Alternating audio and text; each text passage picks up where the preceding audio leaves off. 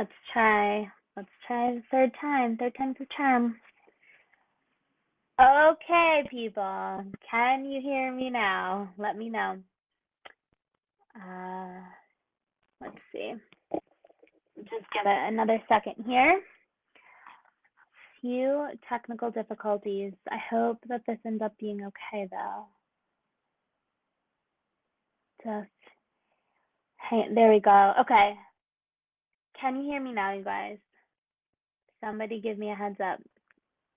If not, I'm not actually sure. Ah, thank you, Allie. Okay. This is the third time that we've given this a try. So there we go. Thank you, Brittany. Okay, perfect. Here we go. So the last two times when I was just chatting and you guys had no idea what I was saying, it was some good stuff too. All I was taking a moment to say is that there are very, very few opportunities in the healthcare world to give people things for free. And having this opportunity the last 3 days to be here with all of you, whether you're watching now or if you're going to tune in a little bit later, has truly meant the world to me. I think that the ability to have the knowledge and the power to know how to do the things for your body that it requires at baseline to be able to function in a healthy and just comfortable way is something that we all deserve access to. And I am painfully aware that, that's just not the case. Not everybody has access to all of it. So anyway, not to get too sappy, but I'm grateful for the opportunity to be here with all of you. And I'm grateful about the course that I'm going to be able to offer following this. Super exciting. So anyway, okay. So let's get started on day 3. Day 3 today is all about rebalancing. And so first we talked about what has to come out. Then we talked about yesterday what needs to be put back in. And now we're going to talk about a few things that you can think about restructuring in your day and in your mind so that all of the other changes that you want to try to make are going to have the opportunity to kind of come together in this kind of melty, cohesive, maintainable way. Okay, so let's take a look at the workbook. For those of you who are able to follow along in that, we find ourselves on page 12 today, starting on page 12, okay? So rebalancing is referring to the details of your daily life that need to be altered or added in order to solidify all of these changes. And so as we move through this, you're going to find that it's slightly less very specific, do this, don't do that, and less specific to food and supplementation, and very much more about you. What does your day look like? What's your family structure look like? What is your work, coming home, other activities schedule look like? Do you have kids? Do you need to be able to factor all of that into what your day looks like? That's where this piece comes into play. And it cannot be underestimated. It can't be forgotten about, because as we all know, that whenever we go to try to make a change, to implement anything, I mean, if it were as easy as saying, I would like to now do this thing, and then that was the end of it, first of all, I wouldn't have a job. And second of all, you wouldn't be here with me on this training. And so we know that, okay, first we want to organize what are the changes that we hope to be able to make and why. And then we need to think about what are the other things that have to happen in order for this list to be able to get accomplished, okay? So one of the things we're going to talk about is how we're going to rebalance stress, and then we're going to talk about how we can rebalance your way of thinking and the way that your mind is being structured around food and nutrition, which I know is a whole separate thing, but we're going to just touch on the tip of the iceberg there, okay? So why don't you all give me a little heads up about any of the information that you have questions about so far. If you have anything from the last 2 days that you went home and tried to implement and you're wondering about, go ahead and start listing some of those questions while we get into today's topic so that I have all of them to be able to refer to and kind of tie everything in, okay? So this could be anything about the removal phase and trying to plan that out for yourselves, anything about the replacing phase, questions about supplementation, anything on those lines, and then we'll go into questions about what we talked about today. Okay, so let's, again, we're on page 12 for those of you who are just joining us, page 12 of the workbook. And this rebalancing act, the real important part, like we were saying, is that the ability to restructure some things, rebalance some things, is going to be how you separate out your actual new go-tos, your new way of living, your new expectations for yourself, your life, and your health. It's going to separate that out from like a diet or a fad. That's not what we're doing here. Nothing that we have talked about today is a extreme fad type unmaintainable solution at all. Now, the elimination diet is not meant to be forever, but we know that. It's not designed to be forever. The elimination diet is designed to help you be able to identify which pieces really need to come out for a period of time and which do not, in pursuit of healing, not in pursuit of saying you can't have these 13 foods for the rest of your life, right? But we clarified that already, so I'm just nailed it home right there for us, okay? So let's talk about stress, okay? Let's talk about stress. So stress is connected to the gut. And I'm looking at the first 2 lines to fill in on page 12 of your workbook here. Stress is connected to the gut. It's also connected to your mind. And your mind and gut, we know that's connected, the gut-brain connection. This is not something that most of us have not heard about.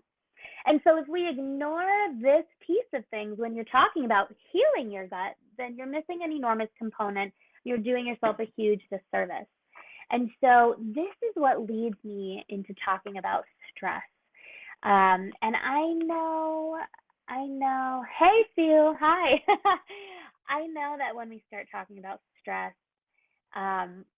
it's so ambiguous and it means something so drastically different to every single one of us that it makes it really hard to come up with a solution that's detailed enough for a large group of people. Because quite frankly, I don't even know that exists. And so oftentimes in my experience, when I start talking about stress, people on some level tune out. They just stop listening because we hear about stress so often in our life that it has just stopped having any meaning to us.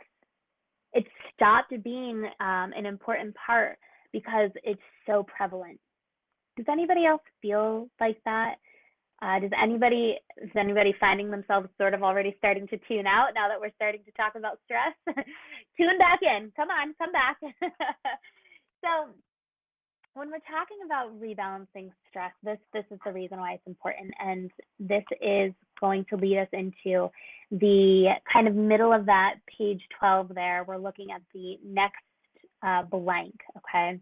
So right under stress and digestion on page 12 of your workbook, when you are stressed, your body enters fight or flight mode, okay? So that blank is fight or flight.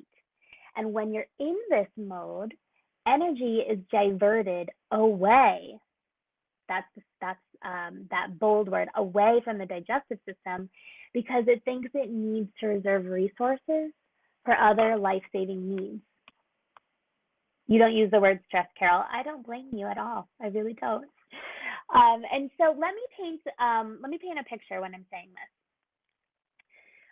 this. When animals in the wild need to run, for example, we'll talk about zebras. When zebras need to run away from, say, a lion, they enter this fight or flight mode so that they can either fight the lion, which they're not going to do, or flight. And so they run away. But the thing that doesn't happen in humans that we see happen really beautiful in animals is that once they run away and they are in safety, what do? They don't flap around talking about it and go have to like decompress with their friends or drink a bottle of wine or go get coffee. They just like go back to eating grass. because their bodies are able to come out of that fight or flight mode. We have a hard time with that. Human beings, we are in this fight or flight mode constantly. And this could be because we have some health issue going on. There could be some sort of dynamic in any type of relationship. It could be work related. It could be your family and your kids. It could be that, you know, there was an aggressive driver on the road on your way home from work. All of these things, they're like constantly bombarding us. And so we find ourselves in this place where we don't get to turn off and go back to eating grass. We have to force ourselves to do it. And not all the time. I'm not saying that relaxing and restorative moments don't happen for some of us. Of course they do. But for the majority of us, a lot of the reasons that we are having this tricky time with our gut health is because there's not energy adequately going to the digestive system to be able to pay attention to dealing with the digestion. And this is because when you're running away from a lion, your body does not care if you are digesting your food. It wants all of that energy to go into your muscles to get you to safety. And so this is an evolutionary thing that at one point kept us safe. At one point, we were running away from prey or something that was going to potentially eat us. And so this was a survival mechanism, and it was wonderful. But now that survival mechanism is starting to work against us, and we're in this place to that we need to start implementing our own turn off switch. Hey Chris, nice to see you here. Yeah, don't worry about catching up. You could catch it all whenever you're ready. You can join us right here today. It's no problem. It's nice to have you. So this is one of the ways that I recommend doing that. So if you go ahead and look at page 13 of your workbook, I'm going to fill in the blanks for you, okay? So this is something that I have used for myself and with other clients. And I like to use this method in a few different places. One, if you know that your day has been just totally crazy, go, on, and you sit down to eat a meal, even if it's like lunch at your desk while you're like frantically also trying to Zoom somebody and like respond to teachers or whatever it is that you've got going on right now. Even in that moment, this is something that you can do for yourself. Nobody will know that you're doing it, but the signal that's happening between your brain and your gut is going to change, and it's going to allow your system to receive the signal of calming down so that energy can start going back into your digestive system as you're about to consume food. Like using it in that scenario. I also like using it unrelated to eating whatsoever, where if you're just, driving is a great, I don't like to think that I have road rage, but I don't know that it's fair to say that I don't. So we're somewhere in the middle, and I like using it in that sort of scenario. Or you know, just even if sometimes we have those moments where we're like, oh my God, all of a sudden I'm feeling really anxious and overwhelmed. Where did this come from? I have no idea. And then you can utilize this tool that I'm about to share with you. Okay, so this can be used both related to food and sitting down and having a meal, very, very specific to gut health, or otherwise in just day-to-day life. Okay, so let's fill in the blanks there at the top of page 13. So this option, this is your grab for it in the moment option. The first blank is inhale. So you're going to inhale for 4 counts, and in your mind, you're going to say, I am. So counting to 4 and in your mind saying, I am. And then you're going to exhale, that's the third blank, for 4 counts. For 4 counts and say, calm. Or if you need to be reminded of something else other than the fact that you're calm, you can pick whatever it needs to be for you that day. So I am enough. I am loved. I am grounded. I am successful. I am kind. Whatever it has to be. I am healthy. That's a really good one that a lot of people will use, particularly as they're getting ready to sit and eat a meal. And I encourage people who feel like they've got any sort of complication with the digestion piece of food, which is probably all of us on this call right now, to utilize this method because it literally does not take any extra time out of your day. It takes zero extra time. And you don't have to make a whole, like, you don't have to before, you don't have to light a bunch of candles and like burn sage and incense. You just have to breathe. You can do it just like this.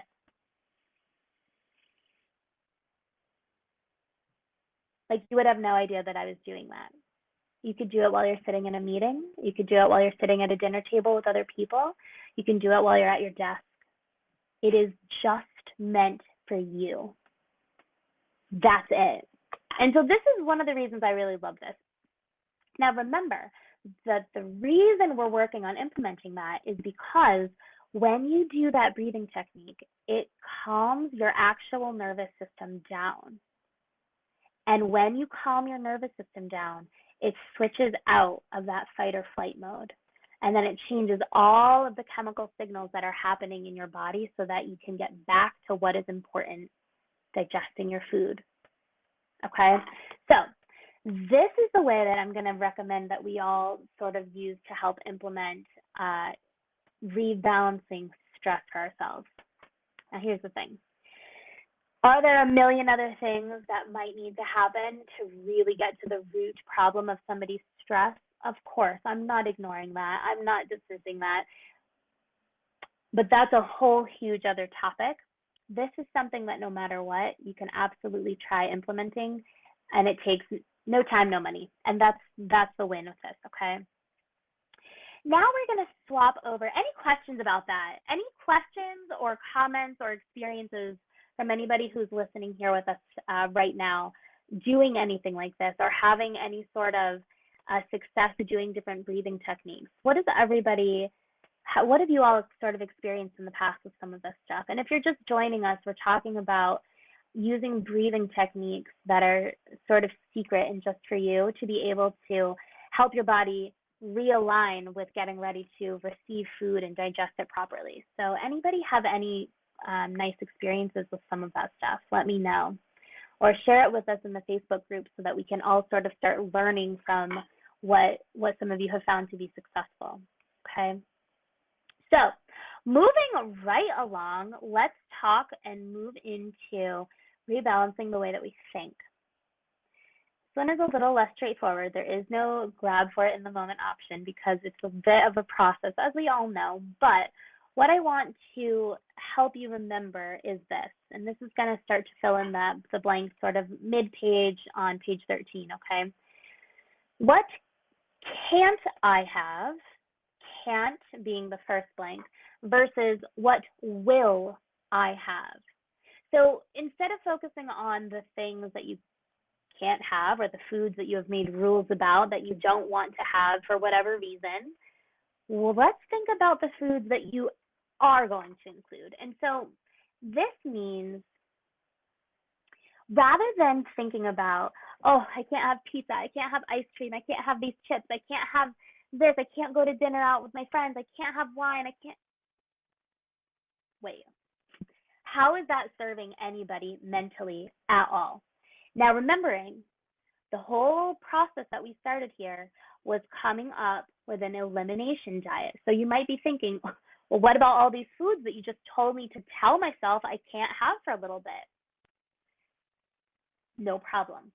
But the reason matters, and the reason that we have decided to take certain foods out has a very specific purpose. And that purpose is to help you heal yourself. It's to help you find some sort of resolution in the physical symptoms that are manifesting as a result of some sort of imbalance in your gut. And the goal is to be able to successfully work these foods back in. So they're coming out for a specific purpose and for a specific period of time with the goal of putting it back in. There's nothing wrong with that food. It's not a bad food. But while you are working through this part of things, yeah, you've got this list of things, this list of foods that you are working on keeping out. What about all of the food that you're going to focus on with keeping in? That's a much bigger list.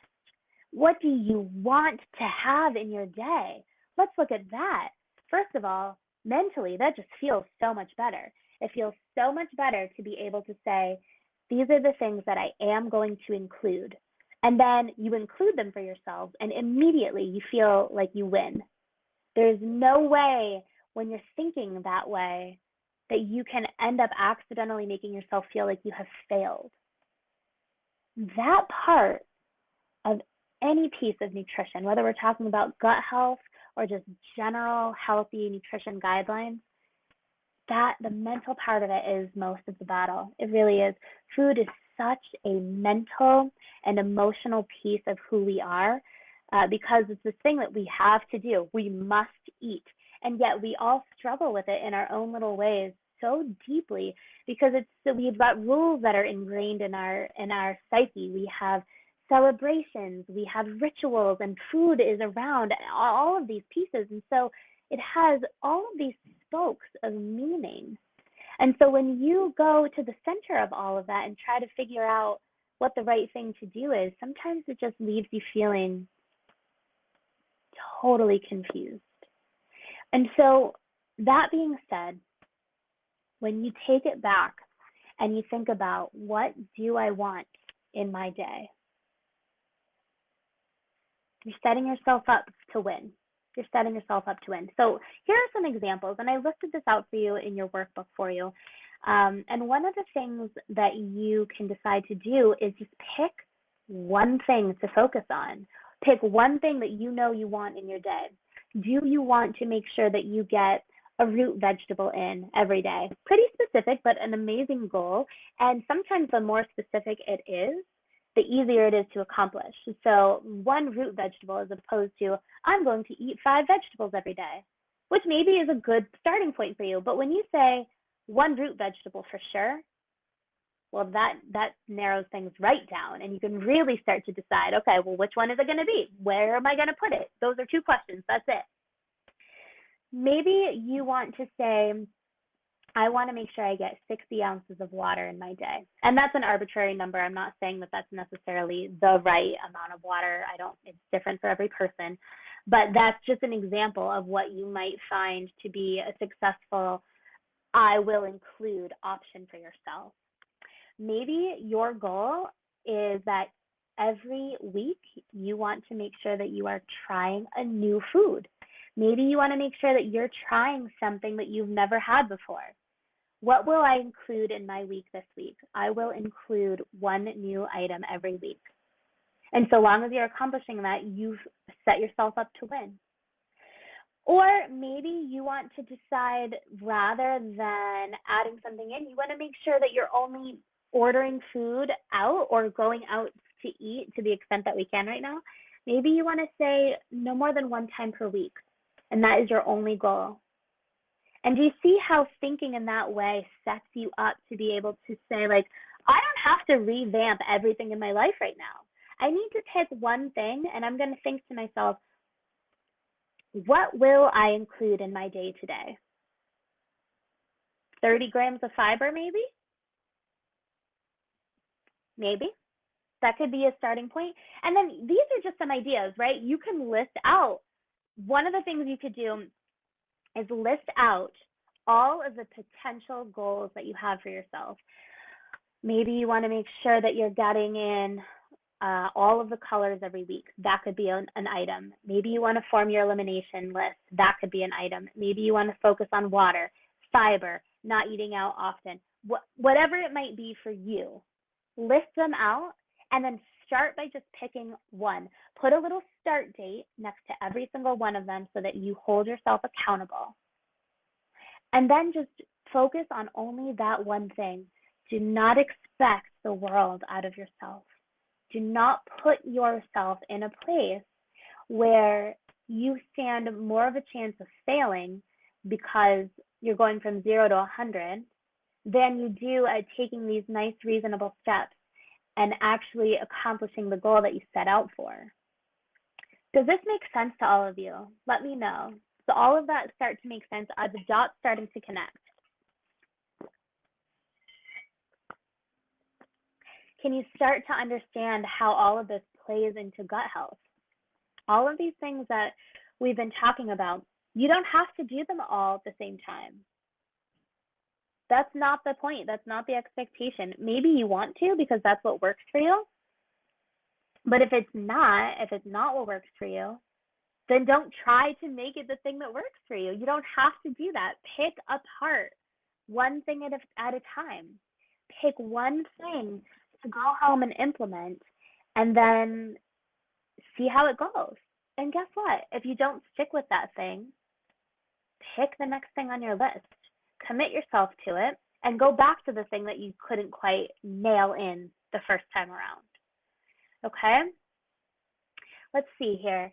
Carol, oh, you order your fruits? Oh, they're all organic fruits. She's suggesting fruitsandroots.com. You guys can check that out. That sounds really awesome.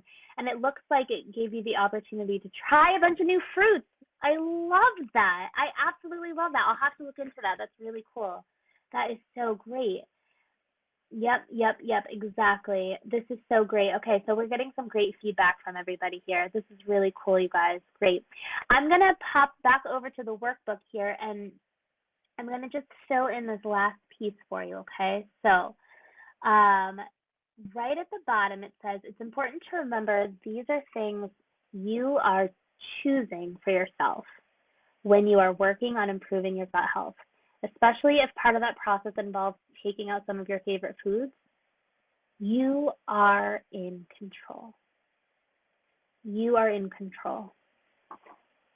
Listen, the whole point of me wanting to do this training for all of you is because in my experience, both personally and with my clients, the feeling of not having control over your own body, over the way that you feel in your own body, and not understanding what needs to happen in order to bring back that sense of control over your health, it can be mentally so debilitating. And I just think that every single one of us, and I can't imagine any of you would disagree, every single one of us deserves to have the tools that we need. And the point of having those tools is so that you are in control. It is your body, and it is your health, and it is your comfort, and it is your pain. You are the one that gets to decide. So now you have all of this information. You have all of this information. You have it organized right in front of you. What are you going to do? Go ahead, list out some of your first steps for me. What are some of the things that you guys are thinking are going to be some of your potential first steps? After hearing the last 3 days and going through some of these ideas and new ways of thinking and new ways of rebalancing, what's the first few things that you're thinking you want to try to implement for yourself to start getting some answers? Because that's the point. I want you to leave this having a plan for yourself. It's not good enough to just listen to a training and not turn around and put it into action. And like I said, you're in control. So it doesn't have to happen tonight, but you do have to have a plan for yourself. You do have to have a plan for yourself. Okay, love this as a first step. Make a list of the foods you eat regularly. Amazing. Amazing first step, because you know what that's going to start to unearth for you? Probably also the list of foods that are potentially going to end up on your list of things that you want to try to take out. Yes, documenting what you eat and the times. Yeah, you know what I would even add to that, Carol? When you're documenting what you eat, also make a quick note of how you feel. And then take a look back at the whole week and see, like, okay, every time I have this food, I feel this way, either that same day or a few days after, something like that. You're going to focus on drinking water. Yes, awesome decision. You want to know something that's really funny? I'll share this with you guys. I have this really annoying cap for this water bottle that I despise drinking out of. And I was starting to realize that I never drank water because I hated drinking out of the cap. So now I keep the cap off and I put the straw in it and I just chug water all day long. So think about things like that too. Think about things like that. I also find that when my refrigerator is a mess, and unorganized and I can't find anything, I don't like to go in and prepare meals. So we cleaned the whole fridge out, organized all of the shelves, redid all of the, the little drawers and stuff. And now everything has a place. And I feel like I know exactly what I want to do when I go in there and I just start grabbing things and click, click, click, click, click. It's also much easier to prepare things like chop up a bunch of veggies and prep stuff. Just as little kind of tips and tricks that I'm throwing in there for you guys. Exactly. Okay. Amazing. Okay. Great. You guys, what an amazing discussion. Let's see. Let's go back. I think we got everything in on I think I filled in all of the blanks for you on your workbook. Yeah, that looks good. Any questions? Did anybody miss anything?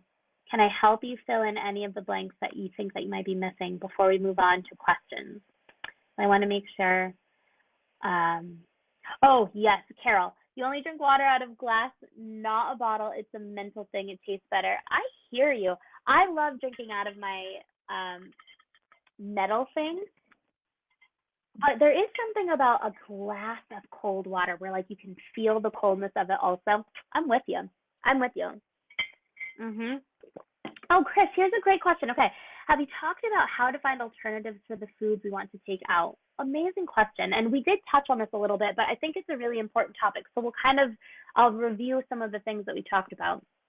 So when you're making a list, what we talked about was swaps, right? So if you, I'll use a salad for an example because it kind of puts a few different options in there for you. So if you have a salad, then typically you make it out of romaine, tomatoes, sunflower seeds, and chicken. What a random salad. I just made that up. And you decide that all of those items in your salad are things that you think are part of the problem for you and you want to take them all out. This is how I suggest thinking about each and everything that you take out. You could still make yourself a salad, but maybe instead of the romaine, you use arugula. Instead of tomatoes, you put cucumbers in it. Instead of sunflower seeds, you use pumpkin seeds. And instead of chicken, you put shrimp on it. I don't know how that combination would really end up tasting, but does that make sense the way that I'm describing it to everybody? The way that I want you to be thinking about it? You don't have to totally redo every single meal that you have. Just think about what is this meal made out of? What is the structure of it? And how can I take this thing out and put something else in so that I still have the same structure so that you still have this sense of familiarity for yourself? Does that make sense for everybody? Does that sound like something that's reasonable and obtainable? This is what I've done for myself. Listen, I have gone through personally every single thing that I have recommended for you all on this training and then some. You are not the only people who feel this way. There's a reason I feel so passionate about doing this. I was in your shoes also. And so when I'm telling you all of this stuff, it's all stuff that I have also done and found to be successful. It's things that I have used with my clients and we have found to be successful. This is not just black and white, like checking boxes and assuming that it should work for you too. So just know, I am with you and I'm experiencing these things right alongside you. And so the last thing that I'm going to mention is that today's conversation really veered out of strictly gut health and really kind of started to encompass this entire idea of taking care of you and who you are. And when we start talking about that, it really starts broadening the sense of nutrition and it gets really overwhelming. And so for those of you who are in that place and you question every single thing that you are eating or not eating, you question every single decision that you're making for yourself or for your kids or for your family, and you really want somebody to come in and hold your hand and walk you through how to make decisions about your food for yourself.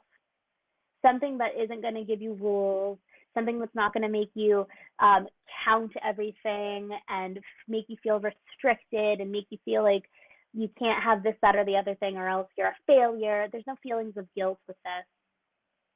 If that's who you are, I encourage you on the bottom of your workbook to visit the link to my brand new course called Learn How to Feed Yourself. It is going to be 6 weeks.